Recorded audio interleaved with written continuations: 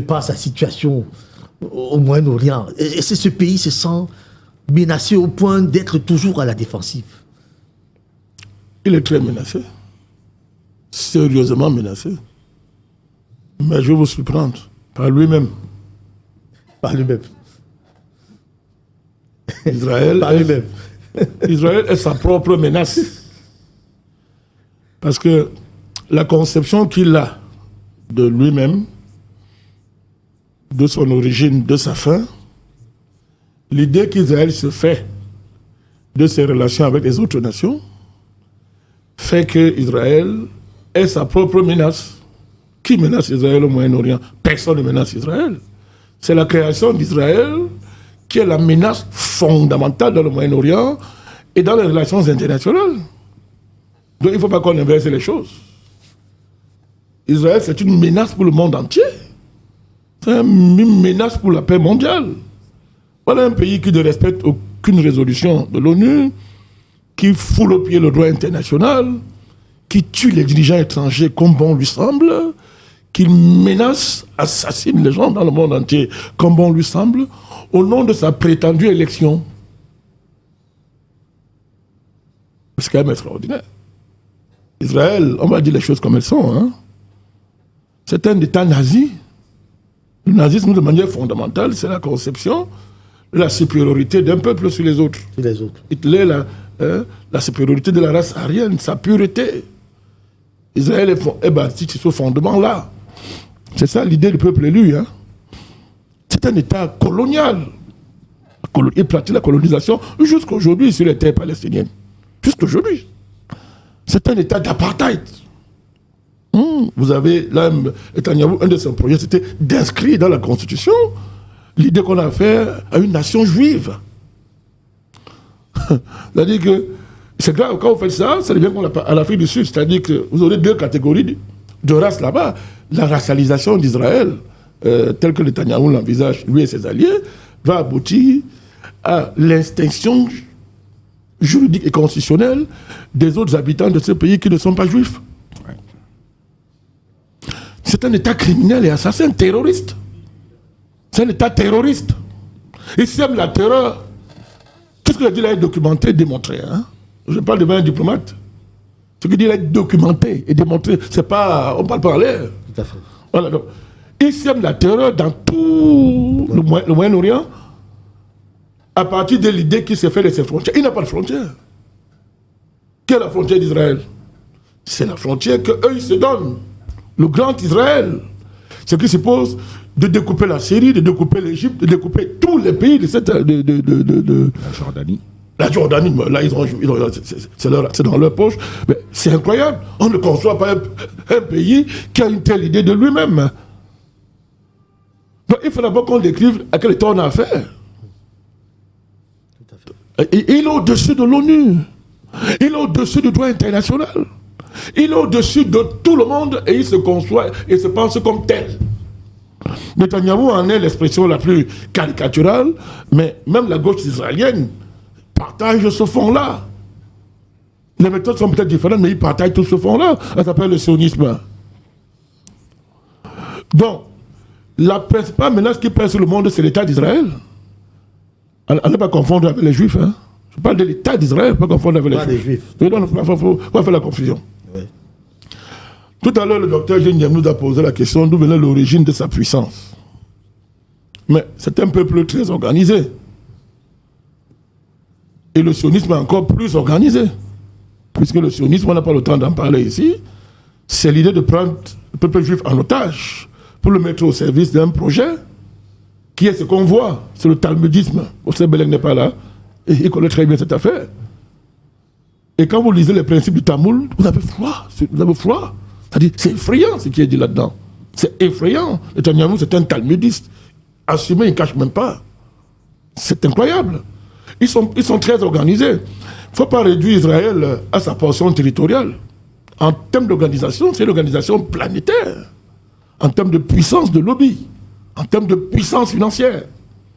Vous allez le trouver dans tous les pays du monde. Tous les pays du monde. Le Mossad tue partout où il veut. Il tue. Il n'a pas. Le champ territorial du Mossad, Ça n'a pas de limite. Pour parler seulement du Mossad, sa puissance vient du fait que ses fondateurs sont les grands financiers de cette terre. Et la maîtrise du secteur de la finance vient de très loin. Il faut remonter très très loin pour voir comment ils ont réussi à maîtriser et à avoir le contrôle sur tous les circuits financiers de la planète, mon cher Pépin. Mais si vous avez l'argent, vous contrôlez le monde entier. Tout à fait. Ils maîtrisent la finance. L'orgueil d'Israël, quelqu'un a demandé d'où vient son orgueil. Mais ça vient de son père. Il est le pasteur devant nous. On nous dit que c'est le peuple de Dieu. C'est quel Dieu? On parle de quel Dieu? Tout à l'heure, le ministre Ombois, avec toute la diplomatie liée à sa fonction, il nous interpelle élégamment. C'est tout à fait. On parle de quel Dieu? C'est le peuple, le lit de Dieu. C'est quel Dieu? Vous croyez que si Dieu veut créer un État, il fait comme ça? Le vrai Dieu? Dieu a créé le monde en tuant qui?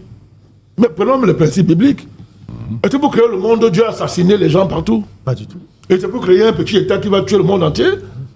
Mais il faut réfléchir simplement. Quand on a un peu d'utilité théologique, on n'apprend pas n'importe quoi.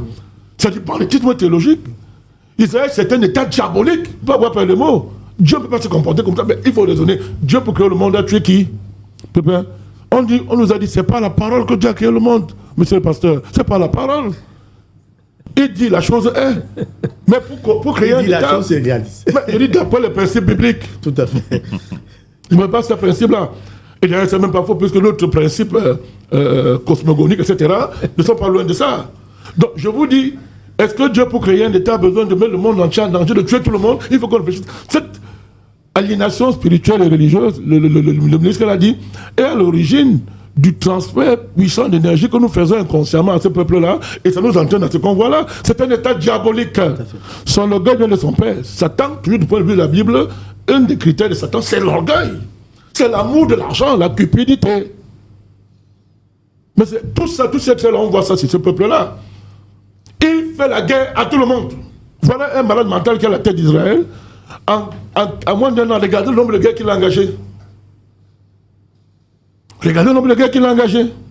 Alors, nous parlons là. Mais on devrait avoir honte. Mais on parle de quel Dieu? Dieu, c'est un génocidaire. Gaza, c'est quoi? C'est un génocide. En plein début du XXIe siècle, on laisse un homme exterminer une population sous nos yeux. En disant que non, c'est le peuple élu. Dieu, c'est un génocidaire. On parle de quel Dieu? Ce monsieur, c'est un buveur de ça. C'est un assassin, Netanyahou. Dans un monde sérieux, on l'aurait arrêté, on l'aurait fusillé, pendu, exécuté. C'est pas un être humain. Très bien, président Badakane. Allez-y. Ce que je dis n'est pas contestable. Tout à fait, tout à fait. Ce sont des faits que je mets sur la table. Mais je n'ai pas la foireur d'un diplomate, mais quand je parle de ces choses, mes cheveux se dressent, parce que c'est incompréhensible. Et on nous dit que c'est une démocratie.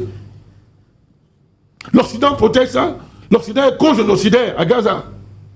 Les dirigeants du monde entier se taisent. Les autorités morales se taisent. Les autorités religieuses se taisent. On est dans quel monde? Tout ça devient un petit pays dirigé par un fou, un malade mental, un criminel. Donc c'est de ça qu'il s'agit. Et Israël, c'est une hérésie universelle qui doit nous faire réfléchir. Pour savoir qui nous sommes exactement. Si on peut avoir peur d'un faux Dieu qu'on nous présente, parce qu'on n'aura pas accès aux circuits financiers qu'il maîtrise, les gadgets technologiques, mais les gadgets technologiques qu'il vous présente tous les jours, vous n'aurez pas accès à ça. Tous ces dirigeants qui ont peur de la mort vont se cacher derrière Israël. Voilà leur dôme de fer qui est devenu un dôme d'argile. S'ils ne peuvent pas se protéger eux-mêmes, ils vont protéger qui? Il faut mettre cet État au banc de la communauté internationale, la communauté mondiale, le normaliser. C'est un État anormal. Il faut le normaliser par tous les moyens nécessaires. Très bien. Et l'Iran a commencé à faire le travail. On doit le mettre en lieu sûr. Il faut le normaliser. Il faut le mettre en lieu sûr. Sinon, tout ce que nous racontons sur le droit international, il faut arrêter ça. Ça veut dire que l'humanité, c'est une sauvagerie, c'est une jungle, il n'y a pas de droit, il n'y a rien. Dites-moi pourquoi. Expliquez-moi l'exception d'Israël. Expliquez-moi ça. Ça a quel fondement? Ça a quel fondement? Sur le plan de la théologie, ça n'existe pas. Sur le plan eschatologique, c'est faux. Sur le plan religieux, c'est faux. Sur le plan politique, il n'y a rien qui justifie ça. Comment on peut expliquer au monde entier qu'il y a le monde à part, il y a des criminels à part qui tuent, violent, égorgent, boivent du sang? Et nous, on doit applaudir, on doit regarder. Il faut normaliser Israël, sinon le monde n'a pas de sens. Très bien, président Badakari, Voilà. merci beaucoup. Bon, voilà, peut-être vous attaquez immédiatement au regard de tout ce que vous avez suivi sur ce plateau. Vous savez, lorsque vous parlez d'Israël, c'est tellement profond, c'est tellement paradoxal. Et à la fin, ça devient inquiétant. Moi, j'ai deux façons de réfléchir. Vous savez, quand je réfléchis, et je peux faire la même chose pour Israël. C'est-à-dire, lorsque je ferme les yeux, vous savez, on nous a appris à prier en fermant les yeux. Pourquoi? C'est pour avoir un peu plus de profondeur. Quand je ferme les yeux, je pense à Israël, je vois le bon côté. Mais quand j'ouvre les yeux, je vois le côté sombre d'Israël, le côté obscur. Vous vous rendez compte? Parce que ceux qui ont des yeux pour voir aujourd'hui ne peuvent pas nier. Et là, nous voyons le côté sombre et obscur d'Israël. Complètement opposé à ce qu'on attend d'un État aussi brillant. Et là, il faut distinguer Israël et le peuple d'Israël. C'est deux choses différentes. C'est l'erreur qu'on commet aussi lorsque Netanyahou s'identifie à Israël. Chaque fois qu'on dit Israël, Israël, non. Il faut identifier, les responsabilités sont individuelles. Ce que M. Netanyahou fait n'engage pas le peuple d'Israël. Il faut faire la différence. C'est un groupuscule politique qui a un projet politique. Et d'ailleurs... C'est-à-dire que les réactions qui n'est pas- des Netanyahou n'engagent pas le peuple israélien. Non, non, pas du tout. C'est un groupuscule politique. Mais qui est-ce a que des le peuple ambitions s'en plaint? politique. Écoutez, le peuple juif est comme tous les peuples du monde. Il est pris en otage par les hommes politiques. C'est la même chose au Cameroun. C'est la même chose.